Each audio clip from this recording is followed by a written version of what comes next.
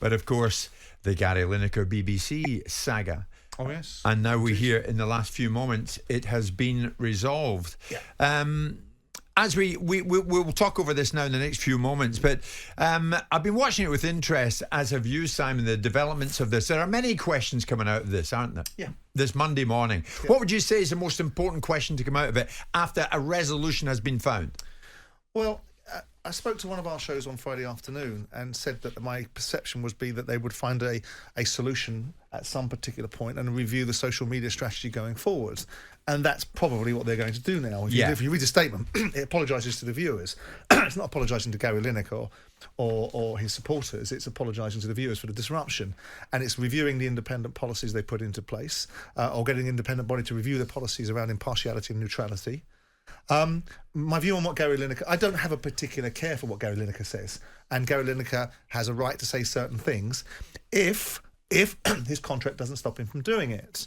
Now, if his contract does stop him from doing it, then he can always choose other platforms where he can air his views. If it doesn't stop him from doing it, then what was all this about at the beginning of the week? Because it's or the middle of the week and towards the back end of it. Because what we've seen is a politicised conversation and people drawing signs based upon... Everybody has freedom of speech, Jim. You have freedom of speech, I have freedom of speech. What we don't have is freedom of consequences. If I want to walk up to a police officer and tell him I think he's the biggest looking Burke on the planet, right, and then find myself arrested, that will be my freedom of speech being utilised and my consequence as a result of it. So I don't have a particular view on whether Gary Lineker should have the right to say something. My only view is if he has a relationship with a broadcaster that suggests that neutrality is part of their thinking, and anyone that says, it doesn't qualify for sports people, it's only newsreaders and only political correspondents, well, that was a long time ago. And if you think that someone that's got 9 million followers that does have influence... Not over me, I wouldn't choose a packet of crisps that Gary Lineker advocated for me to buy, but over lots of other people, then they're slightly naive. OK, let me bring you up to date. In the last few moments, the BBC and Lineker are apparently the best of friends again, because the BBC tell us this morning, Lineker and BBC management have reached a deal to get the presenter back on air after the weekend's disruption to BBC sports schedules. The Director General, Tim Davie, says Gary's a valued part of the BBC and I know how much the BBC means to Gary, and I look forward to him presenting our coverage this coming weekend. In a statement, Davie also announces the BBC will launch an independent review into its social media guidelines with a particular focus on freelancers outside news and current affairs like Lineker. Lineker says in a statement, I'm glad that we've found a way forward. I support this review and look forward to getting back on air. Martin, you know the runners and riders and all of this. Has peace broken out? It seems it has. I'm very relieved to see that it has, Jim.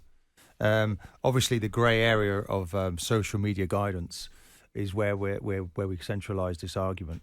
And they're talking about a review in that area, so I think that's only right and proper that should happen. But no one can question Gary Lineker is an outstanding. It's a win for presenter. Lineker, isn't it? I don't know if there are any winners, Jim, in all of this.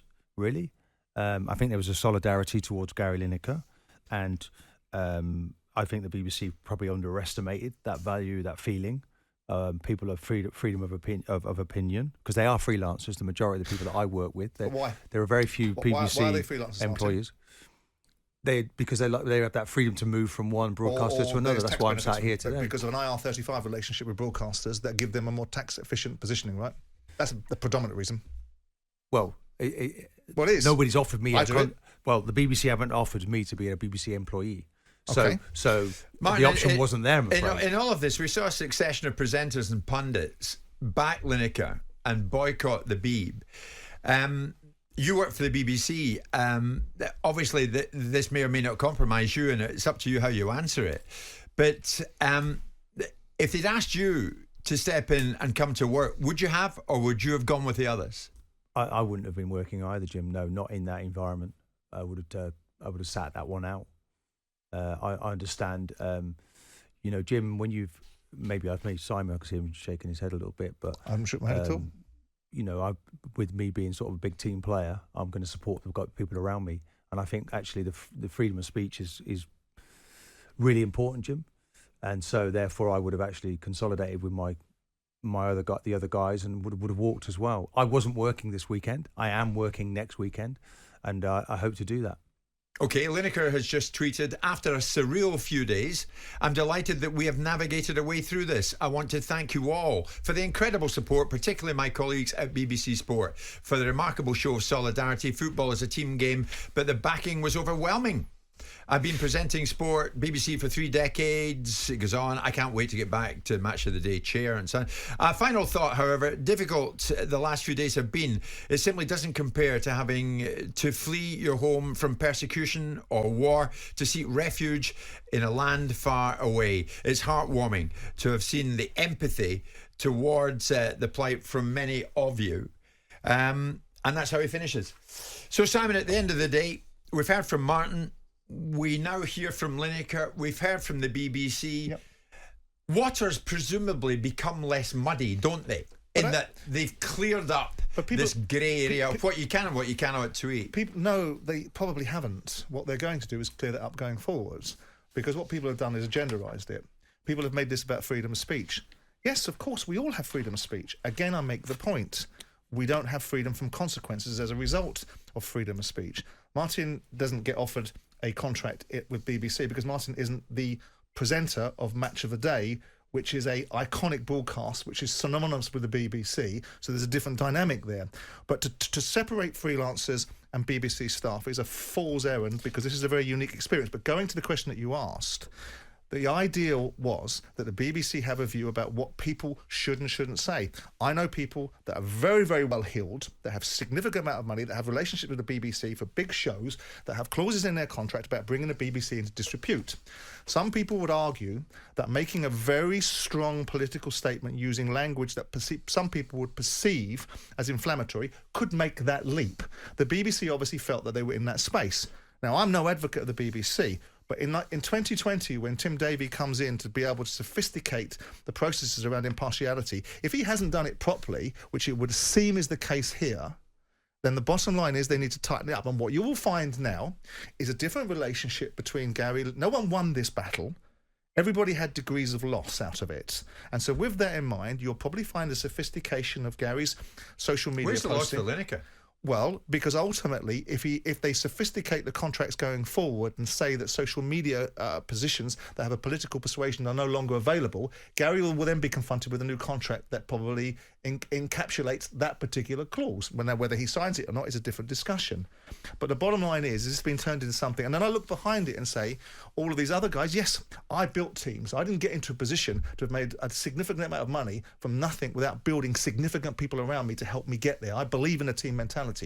I also look behind it and say, well, okay, I actually, with a slightly cynical view, felt there was an opportunity. If all these people want to withdraw their services, consider it withdrawn permanently. I look at the next generation of broadcasters coming in and look at the next generation, because this legacy idea that people get jobs for 30 years in the BBC and don't keep them forever is some sort of misnomer.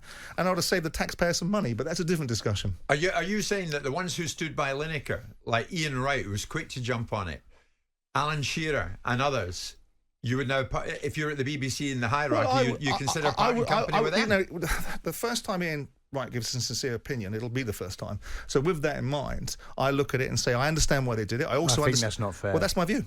Yeah, but it's not fair. But that's fine, Martin. I don't really care what you think. I was asked for my view. So with that in mind, I look at it and say, we all talk about people from our own personal experiences, right? So I can have that opinion based on my personal experiences. I then look at it and say, a very difficult environment for them, because it's professional. It's a very difficult environment for them, because if one goes out and then the others don't, they're all going to follow suit.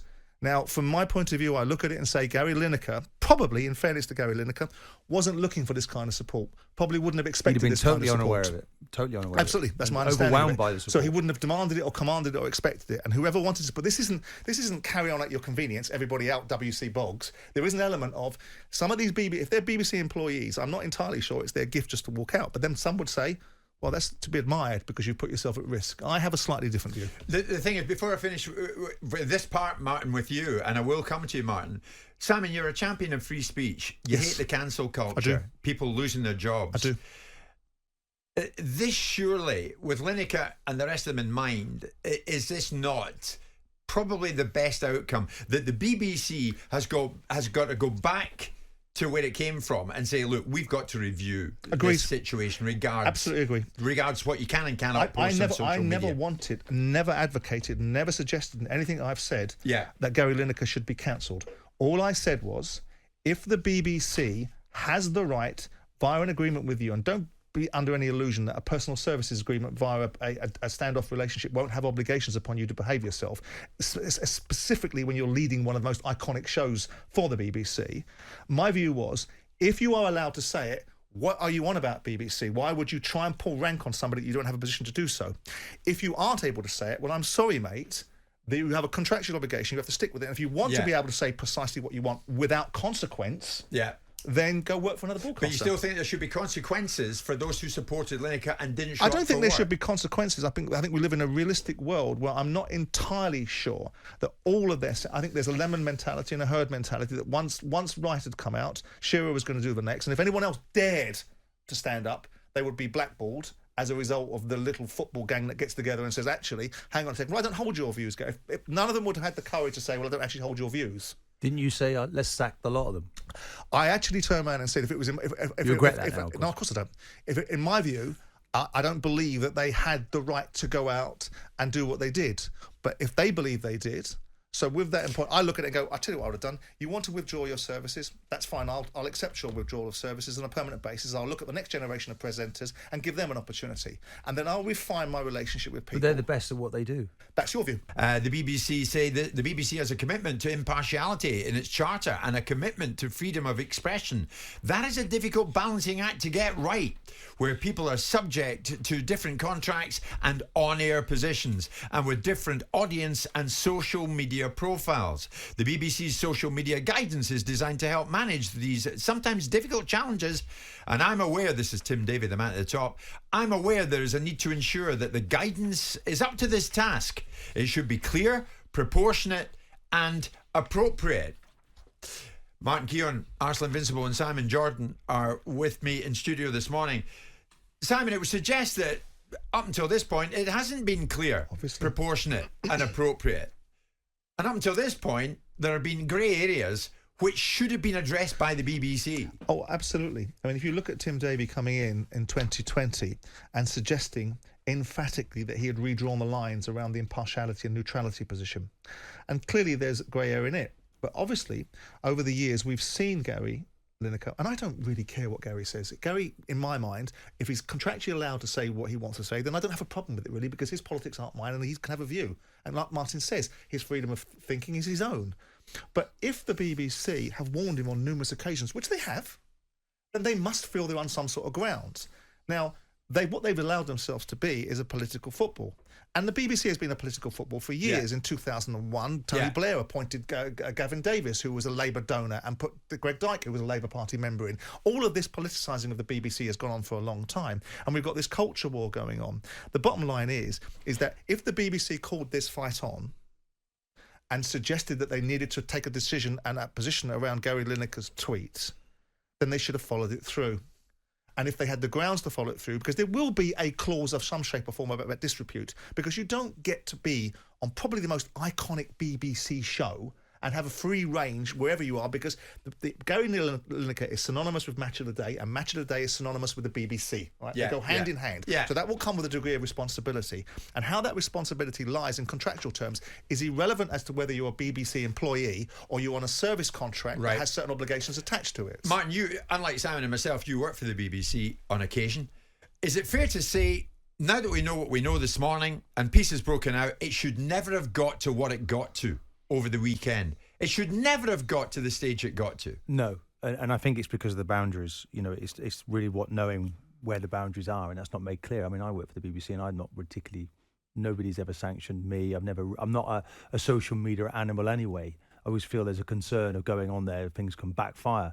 But I don't know what the boundaries are. Maybe that's something that they'll enforce now, that everybody works for the BBC freelance. We'll get some indications are. I know what Simon is suggesting, that you have your own break on what you should and shouldn't say. But by and large, I'm really pleased now, Jim, that we can get back to where we were. Do you admire Lineker for what he did? I do, yeah, 100%. I think he was willing, as Simon said, to fall on his sword absolutely willing to do that. Yeah, it's a man of conviction. He And I think believes that's in right, what he don't says. you? Yes. If you said it and you meant it, then you can't apologise for it. He should never have apologised for it or retracted it, because otherwise what did he say it for? You either have these views, too many people say things, and then when it comes to any consequences, put an armband on because we don't agree with something. Hang on, you're going to be consequence for that, take the armband off. Okay, well then did you really mean it in the first place? Yeah. If Lineker meant what he said, which clearly he does, and for whatever reason he wanted to put it up on social media and lose the 9 million followers that in part have been accumulated as a result of being on the BBC, to make that message heard, then he has to stand behind it. He can't apologise. Should the BBC apologise to Lineker? For what? For saying to him, we don't find that particularly acceptable when we need to redefine the guidelines. What they did was they handled it in a disastrously poor way.